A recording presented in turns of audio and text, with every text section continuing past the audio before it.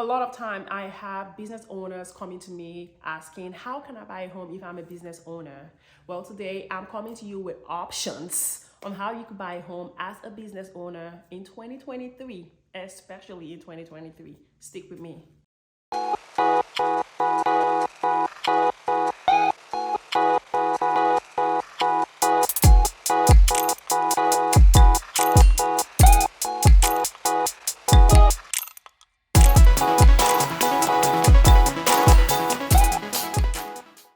Hi there, I'm Anasia Denny here. I am a real estate sales advisor here at Luxe Residential Group, brokered by Fathom Realty.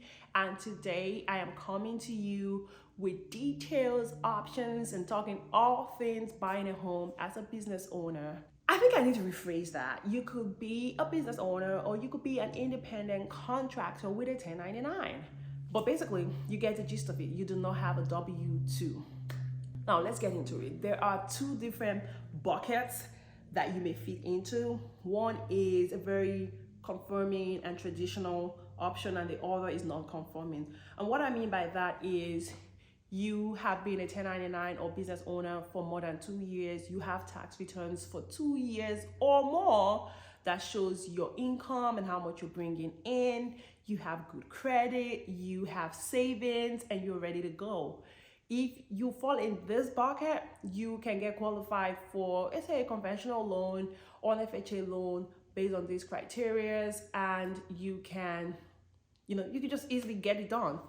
Full disclosure, I am not a mortgage lender. This is my opinion and experience from working with clients who are business owners or 1099 employees and 1099 contractors. And this is from just conversations with lenders. I am providing the options, but like I always say, please speak with a mortgage lender to look at your unique situation, and so they can give you a plan and a strategy to make it work for you. Moving forward, if you do fall in this first bucket, you can get a regular loan and you can be paying minimal down payments and just getting moving. But there are a lot of business owners or 1099 contractors that are not in this bucket. They probably do have tax returns, but it's next to nothing, or they will not be willing to buy a house with the approval amount they will get based off of that, because as business owners, there is this temptation to write everything and anything off as an expense, and that definitely reduces your net proceeds. And what a mortgage lender is going to approve you of based on your tax return is the net, not how much money you brought in, but how much is left over. So a lot of business owners are in this situation. They've written off everything and anything, and now they cannot be qualified for a home. But they do have money in the bank, they do have cash to play around, and they are looking for options. The first option is a bank statement loan. This is where the mortgage lender will require a business account, look at it for 24 months. They can see the influx and outflux of cash.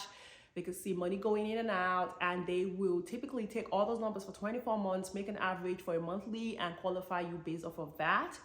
But you would need more reserves for this kind of loan, and you will need more down payment, of course, a significant amount of down payment. I've seen, I think, minimum of 15%, but again, it varies based on your credit and certain situations.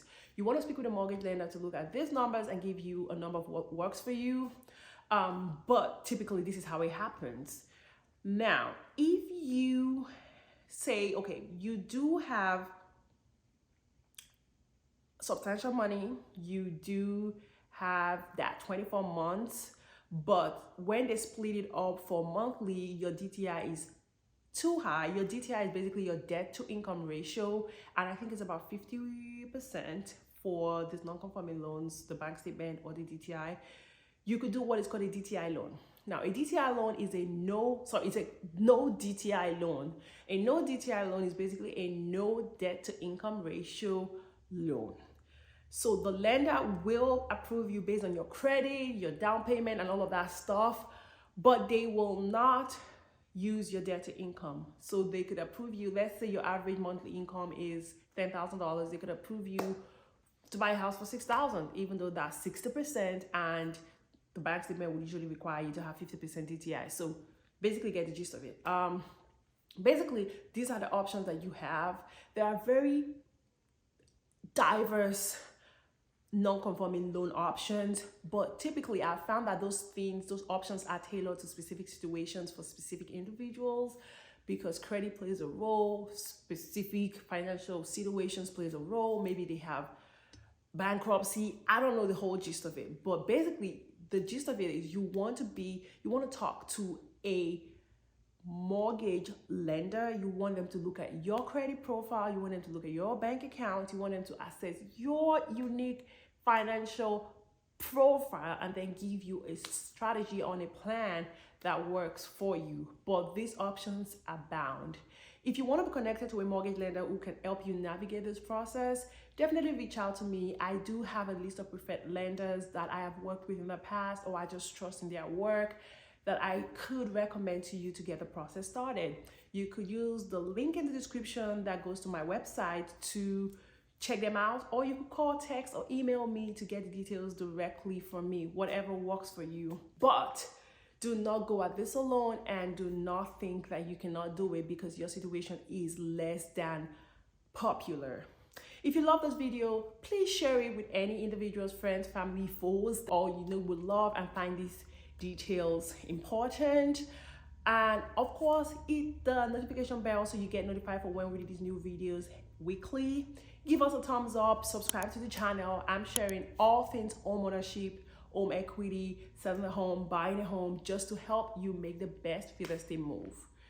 Till next time, I'm Anna here signing out. Ciao.